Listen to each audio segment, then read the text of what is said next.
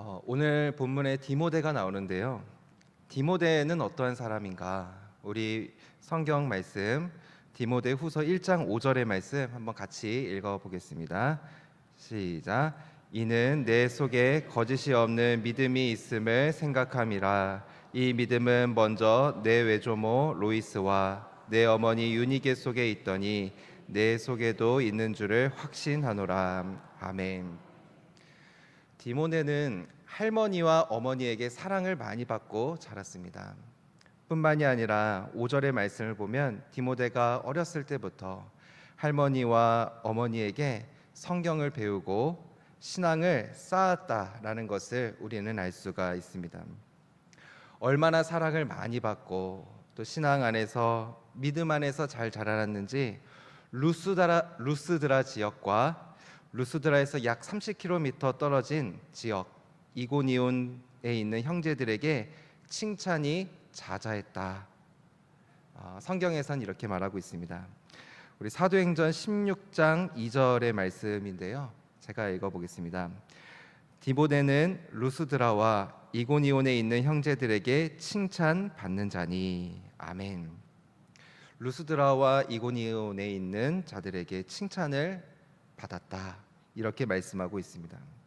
이 말씀은 디모데가 하나님 안에서 잘 성장했다라는 것을 보여주고 있습니다. 발음이 잘 안 되네요. 루스드라라는 지역은 주민들이 다신교를 믿었고 그리스 로마 신화의 신들을 숭배하는 도시였습니다. 바울과 바나바가 병든 자를 고쳐주자 그 주변에 있는 많은 사람들이 바울과 바나바를 보면서 제우스와 헤르메스라고 오해하고 제사를 드리려고 했었습니다. 이 모습을 보면 루스드라, 이 사람들이 이교적 종교 문화를 가지고 있다는 것을 우리는 알 수가 있습니다. 그런 그 곳에서 할머니와 어머니, 이 할머니와 어머니가 이 디모데에게 하나님의 말씀으로 양육하고 가르쳤다라는 것을 보여주고 있습니다. 아마 이 디모데가 성장했던 루스드라의 현실보다 오늘날 우리의 신앙의 현실이 더 낫지 않을까 그런 생각이 듭니다. 우리 아동 일부만 하더라도 우리 좋은 전사님이 계시고 또 좋은 선생님들이 계시죠. 아멘.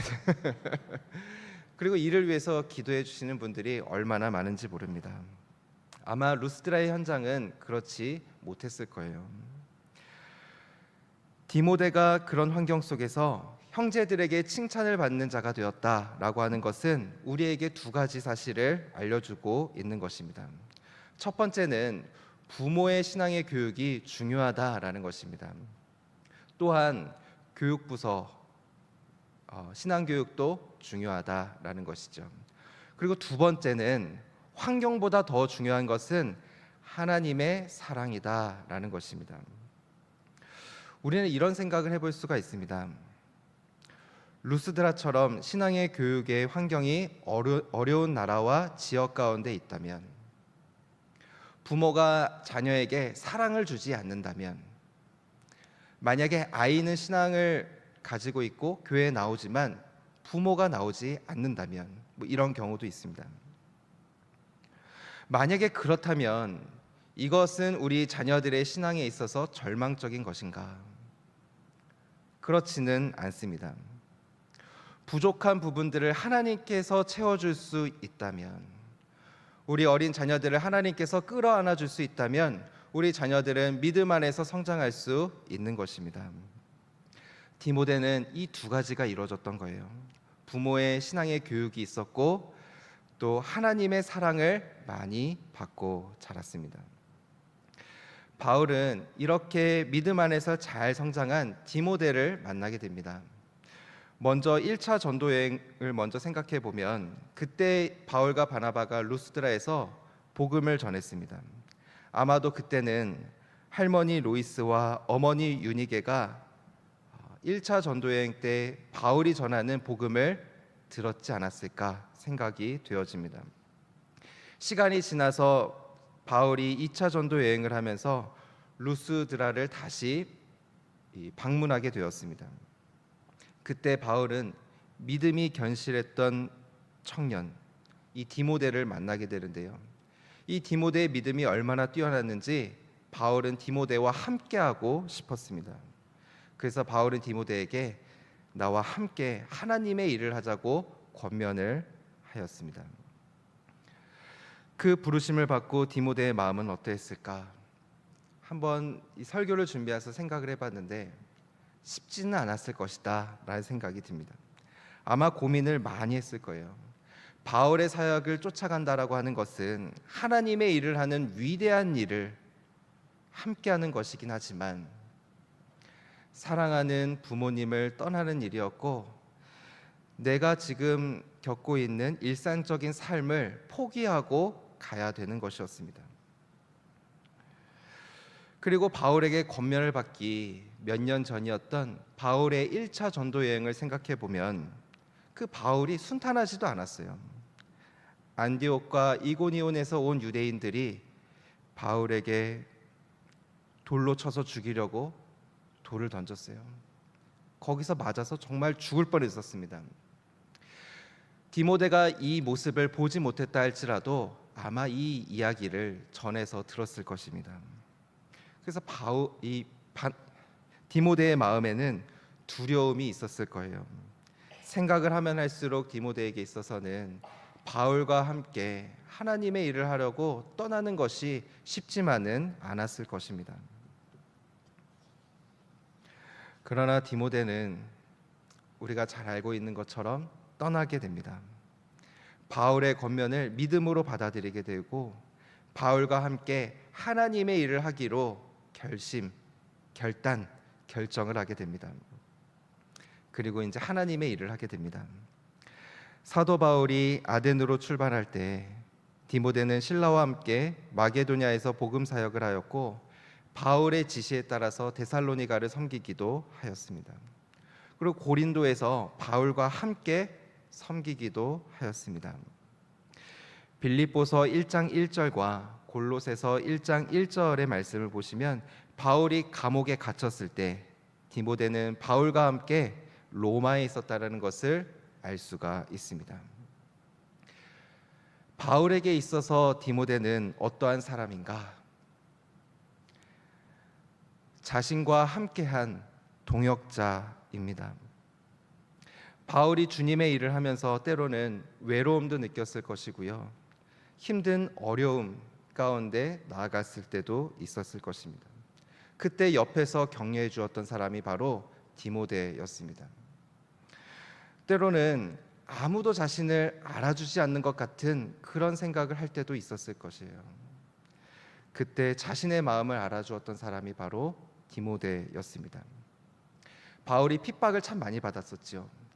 핍박을 받고 물리적인 어려움이 있어서 복음을 전하지 못했을 때 대신 그곳에 가서 복음을 전해 주었던 사람이 바로 디모데였습니다. 바울의 입장에서 보면 바울이 디모데를 만난 것은 참 복이다라는 생각이 듭니다. 사역을 하면 할수록 느끼는 것은 사역은 혼자서 할 수가 없다라는 생각이 참 많이 듭니다. 나에게 좋은 동역자가 한 명이 있다라고 하는 것은 2배의 도움이 되는 것이 아니라 10배 혹은 100배의 도움이 됩니다. 그렇게 우리는 좋은 동역자와 함께 하나님의 나라를 세워가는 것이죠. 우리는 함께 하나님의 교회를 섬기고 있고 하나님의 나라를 세워가고 있습니다. 내가 실력이 뛰어나다고 해서 내 능력으로 무언가를 할 수 있다라고 생각하는 것은 잘못된 것입니다.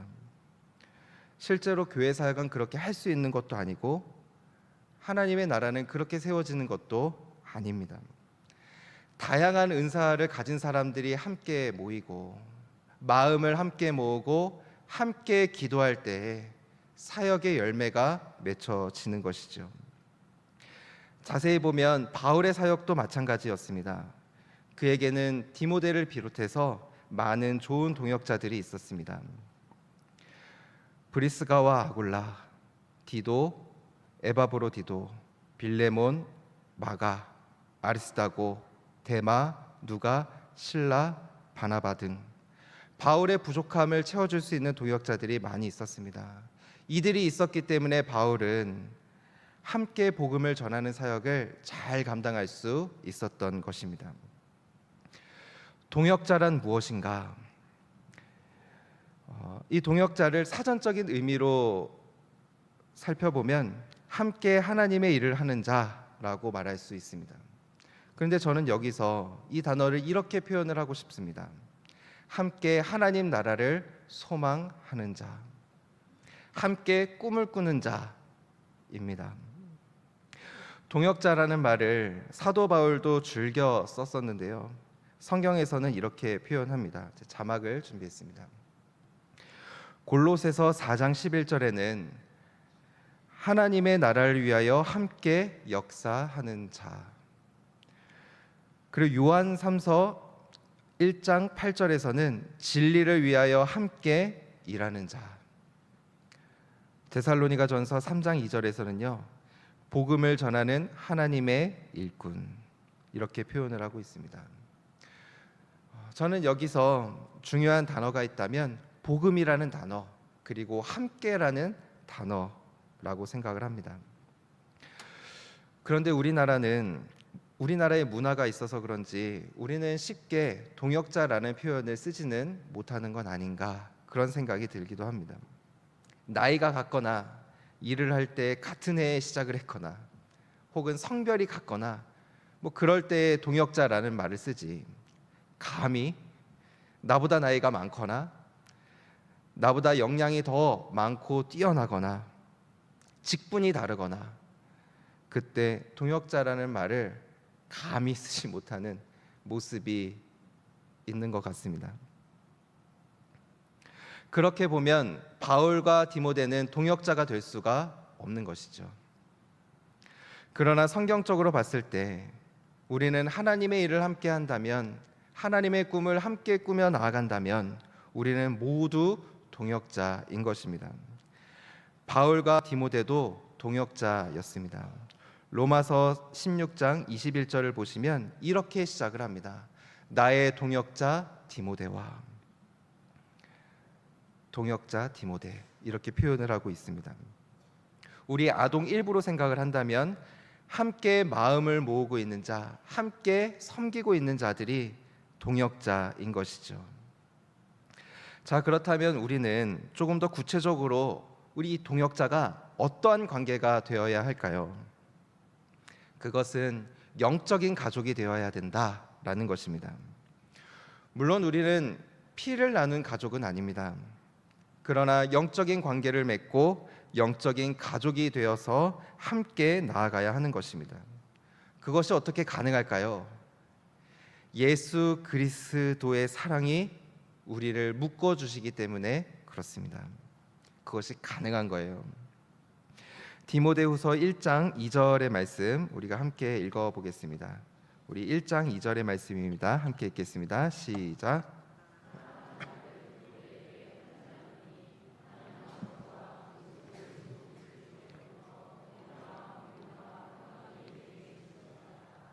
아멘. 오늘 설교 제목인데요. 바울은 사랑하는 아들 디모데에게 이렇게 편지한다고 쓰고 있습니다. 우리가 아는 것처럼 바울과 디모데는 혈연 관계가 아닙니다. 이 말씀을 보고 바울에게 숨겨둔 아들이 있었나 이렇게 생각하는 사람은 아무도 없을 거예요. 혈연은 아니지만 영적인 의미에서 아들이다라는 것이죠. 디모데전서 1장 2절에서는 이렇게 말씀을 하였습니다. 믿음 안에서 참 아들 된 디모데에게 편지하노니. 그러니까 바울에게 디모데는 믿음 안에서 낳은 영적인 자식과 같다라고 말씀하고 있는 것입니다. 사실 바울과 디모데의 모습을 보면 혈연 관계보다도 더 끈끈하다라는 것을 알 수가 있어요. 더 서로를 위해주고 더 서로를 위해서 중보하면서 나아가는 모습을 보게 됩니다. 이 관계는 믿음 안에서 사랑이 넘쳐나고 서로를 더욱더 많이 위해주는 모습을 살펴볼 수가 있습니다. 오늘은 아동 일부 주간 예배인데요. 저는 저와 여러분이 영적인 가족 공동체가 되기를 원합니다. 우리 호산나 찬양대도 영적인 가족, 우리 찬양대가 되기를 원합니다. 그런 생각을 해봤습니다. 오늘 이 설교를 듣고 난 후에 우리가 함께 카톡 메시지를 전하거나 문자를 쓰거나 그럴 때 사랑하는 아들 땡땡땡에게, 믿음 안에 참 딸이 된 누구누구에게 이렇게 한번 표현을 해보면 어떨까, 그런 생각을 해봤습니다. 여기서 중요한 것은 우리가 한 공동체로 섬기고 있다면 서로를 위해서 축복하고 기도해야 된다라는 것입니다. 2절을 다시 보시면 은혜와 긍휼과 평강을 선포하고 있습니다. 은혜는 하나님의 용서와 사랑, 긍휼은 애정과 함께 하나님의 연민의 정, 평강은 하나님과의 화목을 뜻합니다. 즉 하나님의 은혜, 하나님의 긍휼하심, 하나님의 평강이 임하기를 축복하는 것입니다. 그래서 우리가 한 공동체로 있다라고 하는 것은 기도하고 축복하는 사명이 우리에게 주어지는 것입니다. 그래서 우리는 이제 서로 축복해야 되는 거예요. 아동 일부 안에서 선생님들이 함께 축복하고 기도하고, 우리 찬양대 안에서도 서로 축복의 메시지들을 서로 전하고 기도하고, 그렇게 우리 교회 안에는 축복이 넘쳐야 하는 것입니다. 어떤 분이 좋은 일이 있었을 때 갑자기 막 배가 아파지고 막 소화가 안 되고 그러면 안 되는 거예요. 내일보다도 더 축복을 해줘야 되는 거예요. 우리 3절의 말씀 한번 같이 읽어보겠습니다. 1장 3절의 말씀입니다. 시작. 내가 밤낮 간구하는 가운데 쉬지 않고 너를 생각하여 청결한 양심으로 조상적부터 섬겨오는 하나님께 감사하고. 아멘. 바울은 밤낮 간구하는 삶을 살았습니다. 밤낮 간구하였다라는 것은 정말 열심히, 정말 부지런히 기도를 하였다라는 것입니다. 마치 하루도 빠짐없이 중보기도했다라는 것을 보여주는 것입니다. 예수님의 습관을 쫓아서 기도했던 것처럼 하나님께 계속해서 기도하며 나아갔던 모습을 우리는 찾아볼 수가 있는 것입니다. 그러니까 바울은 선교 사역을 하면서 기도하면서 선교를 했다라는 것이죠.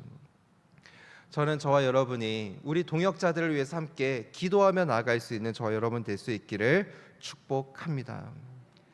기도로 인하여 우리가 함께 하나님의 역사를 이루어갈 것이라고 믿습니다. 그리고 우리가 함께 기도하며 나아갈 때 우리 어린 자녀들이 믿음 안에서 성장할 수 있는 축복이 있을 것이라고 믿습니다. 신일교회를 섬기면서요, 제가 복을 많이 받았다라고 하는 것은 믿음의 좋은 동역자들을 많이 만났기 때문입니다. 한 번은 사역이 너무 많고 막 마음이 이리저리 치일 때 어떠한 부목사님이 저에게 와서 이런 말씀을 하신 적이 있었어요. 말씀드리기 전에 누군지 알려고 하지 마세요. 이런 말씀하시더라고요. 목사님, 이런 말이 있어요. 저도 처음 들어본 말이었어요. 한 사람만 내 편이 있다면 할만하대요, 살만하대요. 제가 그 한 사람이 되어주겠습니다. 제가 이 얘기를 듣고 너무 깜짝 놀랐어요. 너무 큰 감동을 받았고 정말 큰 힘이 되었습니다. 그리고 정말로 그 한 사람이 있으면 할만하겠다라는 생각이 들더라고요. 이 동역자 한 사람이 있으면 우리는 하나님의 일을 감당할 수 있다라고 믿습니다. 동역자가 있으면 우리는 우리에게 주어진 일들을 끝까지 감당할 수 있다고 믿습니다. 바울에게는 이 동역자가 있었던 거예요. 그래서 끝까지 하나님의 복음을 증거하면서 살아갈 수 있었다고 믿습니다. 바울이 참 행복했겠다라는 생각이 듭니다. 감옥에 갇혔을 때도 외롭지 않았겠다라는 생각이 듭니다. 때로는 힘들 때에도 힘들지 않았겠다, 그런 생각이 듭니다. 그의 마음을 알아주는 한 사람이 있었기 때문에 그런 것이죠. 디모데와 같은 좋은 동역자들이 곁에 있었기 때문입니다. 그 동역자들로 하여금 바울은 더욱더 힘을 낼 수 있었던 것이고 마지막까지 힘을 내어서 하나님의 복음을 증거하는 삶을 살아갈 수 있었던 것입니다. 오늘 설교 제목은 사랑하는 아들 디모데에게입니다. 아동 일부를 비롯해서 신일의 모든 성도님들에게 저는 이런 고백이 있기를 원합니다. 지금 내 옆에 있는 사람이 사랑하는 아들이다. 사랑하는 동역자이다. 이 고백이 있기를 원합니다. 그 사랑하는 동역자를 위해서 기도해 주시고 축복의 메시지도 전해 주시고 정말로 축복해 주시는 그런 은혜가 있기를 원합니다. 이 동역자가 함께할 때 우리는 더욱더 힘있게 사역할 수 있을 뿐만이 아니라 사역의 열매가 맺혀질 수 있게 될 것이고 이 동역자가 있을 때 신일교회의 영적인 부흥이 있을 것이라고 믿습니다. 저는 저와 여러분이 서로 좋은 동역자가 되어주셔서 이 어려운 시기에 하나님의 나라를 함께 세워 나아갈 수 있는 저와 여러분이 될 수 있기를 주님의 이름으로 축복합니다. 함께 기도하겠습니다. 살아계신 하나님 아버지, 바울에게 좋은 동역자 디모데가 있었던 것처럼 우리 옆에 있는 자들에게 내가 좋은 동역자가 되어줄 수 있도록 인도하여 주시옵소서. 한 사람이 내 편으로 있으면 할만하다고 말씀했던 것처럼, 그런 말이 있는 것처럼 우리가 그 한 사람이 되어줄 수 있도록 인도하여 주시옵소서. 동역자들을 위해서 서로 기도하게 하여 주시고 축복의 메시지도 함께 전하게 하여 주시고 함께 격려하고 축복하는 은혜가 우리 신일교회 가운데 넘칠 수 있도록 주님께서 인도하여 주시옵소서. 하나님께서 이 축복 가운데 함께 해주실 것을 믿으며 예수 그리스도의 이름으로 기도드립니다. 아멘.